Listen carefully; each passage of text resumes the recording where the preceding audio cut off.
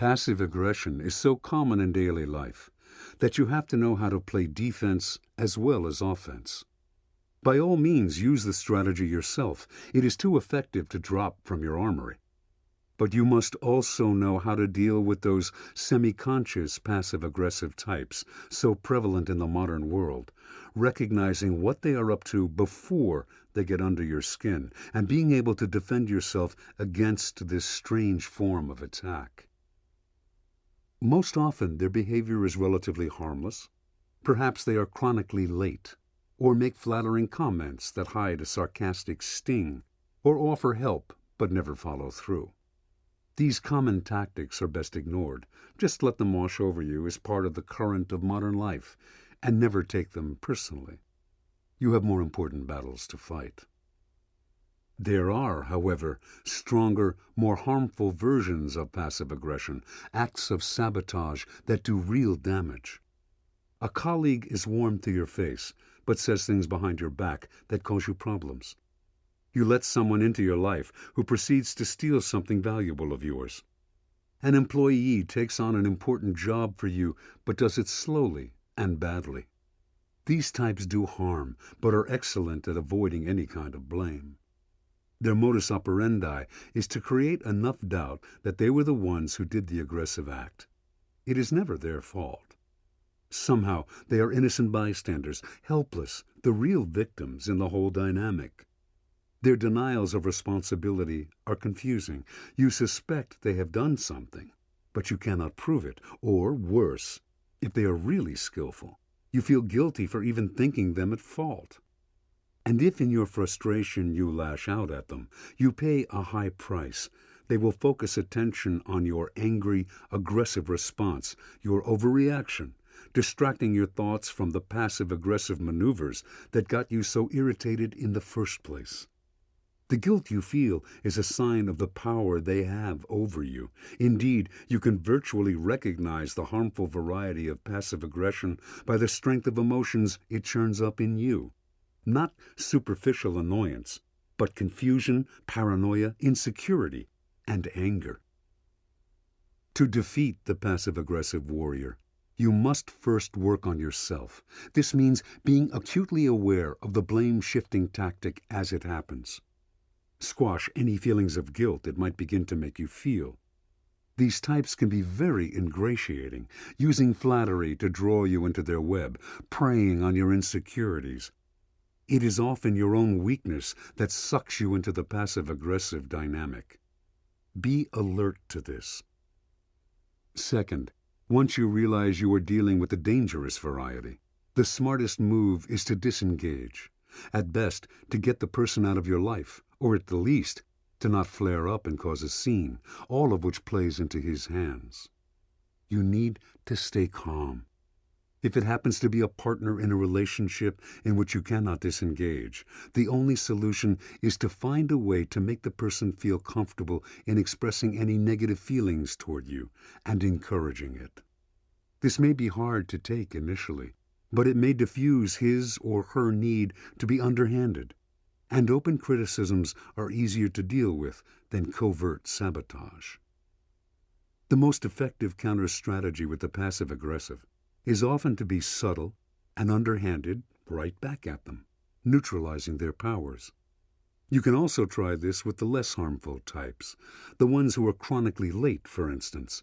Giving them a taste of their own medicine may open their eyes to the irritating effects of their behavior. In any event, you must never leave the passive-aggressive time and space in which to operate. Let them take root, and they will find all kinds of sly ways to pull you here and there. Your best defense is to be sensitive to any passive-aggressive manifestations in those around you, and to keep your mind as free as possible from their insidious influence. Reversal. The reversal of passive aggression is aggressive passivity, presenting an apparently hostile face while inwardly staying calm and taking no unfriendly action. The purpose here is intimidation. Perhaps you know you are the weaker of the two sides and hope to discourage your enemies from attacking you by presenting a blustery front. Taken in by your appearance, they will find it hard to believe that you do not intend to do anything. In general, presenting yourself as the opposite of what you really are and intend can be a useful way of disguising your strategies. 33. Sow uncertainty and panic through acts of terror. The chain reaction strategy. Terror is the ultimate way to paralyze a people's will to resist and destroy their ability to plan a strategic response. Such power is gained through sporadic acts of violence that create a constant feeling of threat, incubating a fear that spreads throughout the public sphere. The goal in a terror campaign is not battlefield victory, but causing maximum chaos and provoking the other side into desperate overreaction. Melting invisibly into the population, tailoring their actions for the mass media, the strategists of terror create the illusion that they are everywhere, and therefore that they are far more powerful than they really are. It is a war of nerves. The victims of terror must not succumb to fear or even anger. To plot the most effective counter-strategy, they must stay balanced. In the face of a terror campaign, one's rationality is the last line of defense. The anatomy of panic. In Isfahan, in present-day Iran, Nizam al-Mulk, the powerful vizier to Sultan Malik Shah, ruler of the great Islamic empire of the period, became aware of a small yet irritating threat. In northern Persia lived a sect called the Nizari Ismailis, followers of a religion combining mysticism with the Quran. Their leader, the charismatic Hassan-i-Sabah, had recruited thousands of converts alienated by the tight control the empire exercised over religious and political practices. The influence of the Ismailis was growing, and what was most disturbing to Nizam al-Mulk was the utter secrecy in which they operated. It was impossible to know who had converted to the sect, for its members did so in private and kept their allegiance hidden. The vizier monitored their activities as best he could, until finally he heard some news that roused him to action. Over the years, it seemed thousands of these secret Ismaili converts had managed to infiltrate key castles, and now they had taken them over in the name of Hassan-i-Sabah. This gave them control over part of northern Persia, a kind of independent state within the empire. Nazim al-Mulk was a benevolent administrator, but he knew the danger of allowing sects like the Ismailis to flourish. Better to snuff them out early on than face revolution. So, in 1092, the vizier convinced the sultan to send 2 armies to bring down the castles and destroy the Nizari Ismailis. The castles were strongly defended, and the countryside around them teemed with sympathizers. The war turned into a stalemate, and eventually the Sultan's armies were forced to come home. Nizam al-Mulk would have to find some other solution, perhaps an occupying force for the region. But a few months later, as he was traveling from Isfahan to Baghdad, a Sufi monk approached the litter on which he was carried, pulled out a dagger from under his clothes, and stabbed the vizier to death.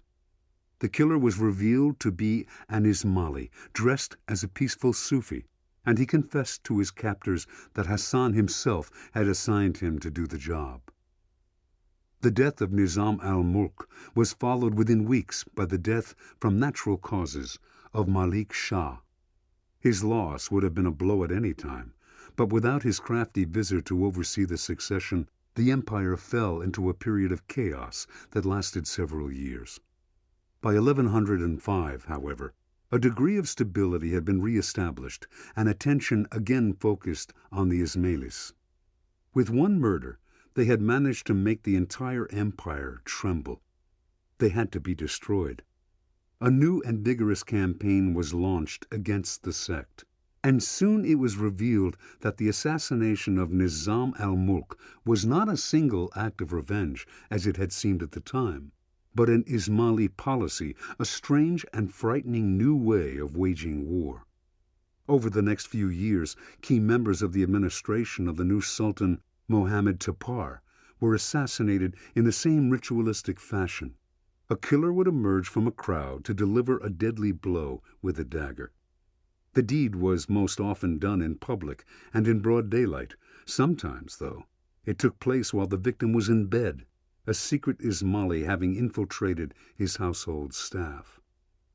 A wave of fear fanned out among the empire's hierarchy. It was impossible to tell who was an Ismaili. Now viziers, judges, and local officials had to travel surrounded by bodyguards. Bitter divisions sprang up within the hierarchy, as some argued for a hard-line approach to Hassan, while others preached accommodation as the only answer. Meanwhile, as the empire struggled to somehow repress the Ismailis, the killings went on. There was no real rhyme or reason to when it happened, or which high administrator was singled out. Officials would talk endlessly about a pattern, analyzing every Ismaili move. Without their realizing it, this little sect had come to dominate their thoughts. By 1120, Sanjar, the new sultan, decided to take action, planning a military campaign to capture the Ismaili castles with overwhelming force and turn the region around them into an armed camp. As preparations for the war got underway, Hassan-i-Sabah sent ambassador after ambassador to Sanjar, offering to negotiate an end to the killings. They were all turned away. The tables seemed to have turned. Now it was the Ismailis who were frightened. Shortly before the campaign was to be launched, the Sultan awoke one morning to find a dagger thrust neatly in the ground a few feet away from the position where his breast lay on the bed. How did it get there? What did it mean? The more he thought about it, the more he began to literally tremble with fear. It was clearly a message. He told no one about this, for whom could he trust? Even his wives were suspect. By the end of the day, he was an emotional wreck. That evening, he received a message from Hassan himself. Did I not wish the Sultan well, that dagger which was struck into the hard ground would have been planted in his soft breast. Sanjar had had enough. He was not willing to live in constant fear, his mind deranged by uncertainty and suspicion. It was better, he thought, to negotiate with this demon. He called off his campaign and made peace with Hassan. Over the years, as the Ismailis' political power grew and the sect expanded into Syria, its killers became almost mythic. The assassins had never tried to escape. Their killing done, they were caught, tortured, and executed to a man. But new ones kept on coming, and nothing seemed to deter them from completing their task. They seemed possessed, utterly devoted to their cause. Some called them Hashashin, from the Arabic word hashish, because they acted as if they were drugged. European crusaders to the Holy Land heard stories about these devilish Hashashin and passed them on, the word slowly transforming into assassins, passing forever into the language. Interpretation. We are all extremely susceptible to the emotions of those around us. It is often hard for us to perceive how deeply we are affected by the moods that can pass through a group. This is what makes the use of terror so effective and so dangerous. With a few well-timed acts of violence, a handful of assassins can spark all kinds of corrosive thoughts and uncertainties. The weakest members of the target group will succumb to the greatest fear, spreading rumors and anxieties that slowly overcome the rest. The strong may respond angrily and violently to the terror campaign, but that only shows how influenced they are by the panic. They are reacting rather than strategizing, a sign of weakness, not strength. As the public's imagination runs wild, the assassins become something much larger, seeming omnipotent and omnipresent. As Hassan proved, a handful of terrorists can hold an entire empire hostage with a few well-calibrated blows against the group's psyche. And once the group's leaders succumb to the emotional pull, whether by surrendering or launching an unstrategic counterattack, the success of the terror campaign is complete. Keys to warfare. In essence, this is terror, an intense, overpowering fear that we cannot manage or get rid of in the normal way. There is too much uncertainty, too many bad things that can happen to us. Although terror as a strategy can be employed by large armies, and indeed whole states, it is most effectively practiced by those small in number. The reason is simple. The use of terror usually requires a willingness to kill innocent civilians in the name of a greater good and for a strategic purpose. For centuries, with a few notable exceptions, such as the Mongols, military leaders were unwilling to go so far. Meanwhile, a state that inflicted mass terror on its own populace would unleash demons and create a chaos it might find hard to control. But small groups have no such problems. Being so few in number, they cannot hope to wage a conventional war or even a guerrilla campaign. Terror is their strategy of last resort. Taking on a much larger enemy, they are often desperate, and they have a cause to which they are utterly committed. Ethical considerations pale in comparison, and creating chaos is part of their strategy. In essence, terrorists kick a rock in order to start an avalanche. If no landslide follows, little is lost, except perhaps their own lives, which they are willing to sacrifice in their devotion to their cause. If mayhem and chaos ensue, though, they have great power to influence events. Terrorists are often reacting against an extremely static situation in which change by any route is blocked. In their desperation, they can often break up the status quo. Yet, for all its strengths, terrorism also has limitations that have proved the death of many a violent campaign, and those opposing it must know and exploit this. The strategy's main weakness is the terrorists' lack of ties to the public or to a real political base. Often isolated, living in hiding, they are prone to lose contact with reality, overestimating their own power and overplaying their hand. Although their use of violence must be strategic to succeed, their alienation from the public makes it hard for them to maintain a sense of balance. More recent terrorist groups, such as the Weathermen in the United States and the Red Brigades in Italy, have been so divorced from the public as to verge on the delusional. Accentuating the terrorists' isolation and denying them a political base should be part of any effective counter-strategy against them. Although organized terrorism has evolved and technology has increased its capacity for violence, its essential makeup does not seem to have changed. Yet the question many ask today is whether a new, more virulent kind of terrorism may be developing, one far surpassing the classical version. If terrorists could get hold of more potent armaments, for example, nuclear or biological weapons, say, and had the stomach to use them, their kind of war and the power it may bring them would make a qualitative leap into a new apocalyptic form. But perhaps a new form of terrorism has already emerged that does not need the threat of dirty weapons to create a more devastating result.